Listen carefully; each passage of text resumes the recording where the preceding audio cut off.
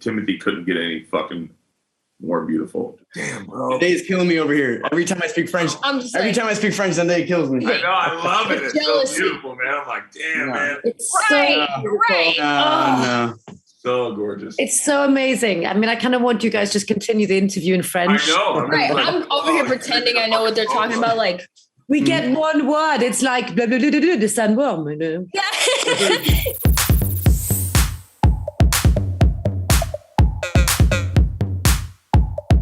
Non, il n'y avait pas. Moi, j'ai fait une réunion avec Denis au Festival de Cannes il y a 3 ans. J'avais récemment fini le livre. L'enthousiasme qu'il y avait dans la réunion, c'était, en anglais, on dit childlike. C'était l'enthousiasme d'un fan de 15 ans. Moi, j'aurais pris le rôle de Paul, mais tous les rôles. J'aurais joué le sandworm si on m'aurait offert ça, parce que faire un film avec Denis, c'est un rêve.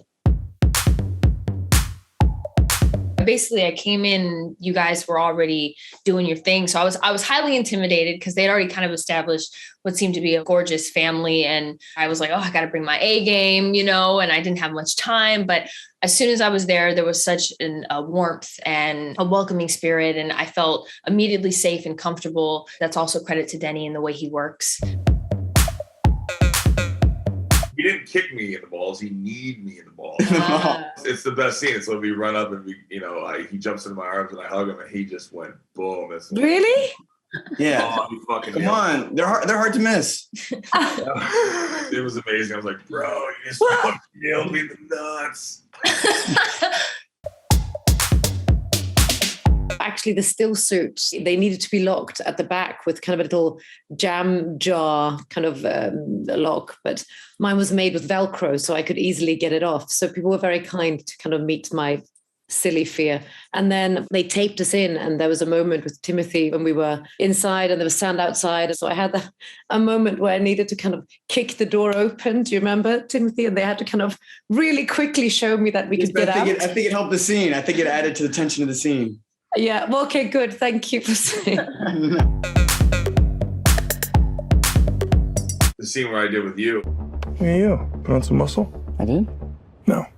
It was very funny because I'd go, oh, you got some muscle. And I'd go like, oh, I'm like, sorry, dick and ribs. I call him dick and ribs because, obviously Timothy's basically dick and ribs. Dick and ribs. Oh, what is the ribs and the dick? What does this mean? Well, it's funny because Timothy's, kind of, Paul's doesn't have a lot of muscle on him. He's just basically dick and ribs. And he goes, okay, I really like what you're doing. Can you do what you do in the script? Maybe you could do how I wrote it. I was like, okay, cool. Thank you very much, sir. You think it's going to make it in? No, I know. The best part is like, you think it's going to make it in? I was like, I don't think it's going to make it in, but you got to try, right? À Angoulême, je tournais le film de Wes Anderson et il y avait un coach de combat qui s'appelait Roger Yuan qui est venu à Angoulême avec l'équipe de combat de Dune. On avait fait des répliques, des rehearsals dans un, je sais pas comment dire en français, an abandoned wine cellar.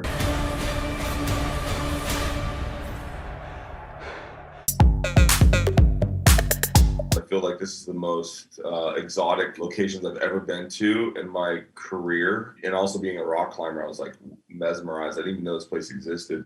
Being Duncan landing in Arrakis is totally Jason Landon and Jordan going like, I went to Petra and it was just like, it was just so beautiful to see the civilization and what happened back then. I didn't get a storyboard in advance in as much as on some of the nights before the weeks or the days where we would shoot very complicated sequences. I would maybe ask Denis to see what the storyboard was in advance because I hadn't been on a film of this size before, so I couldn't really wrap my head around with what might read as half a page in a script that'll take up 3 minutes, 4 minutes on screen. And it was also just a great joy too because I work with filmmakers that like to improvise on the day and like to put the camera where their, cinematic instinct that morning tells them to put it. But with Denis, for the most part, or maybe 100%, he really knew exactly at the top of each day what we were going to get. And that's a good feeling when your director's that confident and knows what he's doing. You can kind of just worry about your own character, worry about yourself. I think also Danny's vision, he's had it since he was 14, having this book, as he explains, next to his bed. And Dreams make good stories. But everything important happens when we're awake. And there's something very humbly wonderful to be able to retell a story based upon sort of the meetings and the conversations that we've had. We're so well prepared for a film at this scale. It doesn't sort of lend itself to improvisation. I think all of that lies in the pre-work you do before you enter the scene. That's sort of how I felt. I would offer up things and sometimes too much. We attack these films differently. But on the day, it's all set.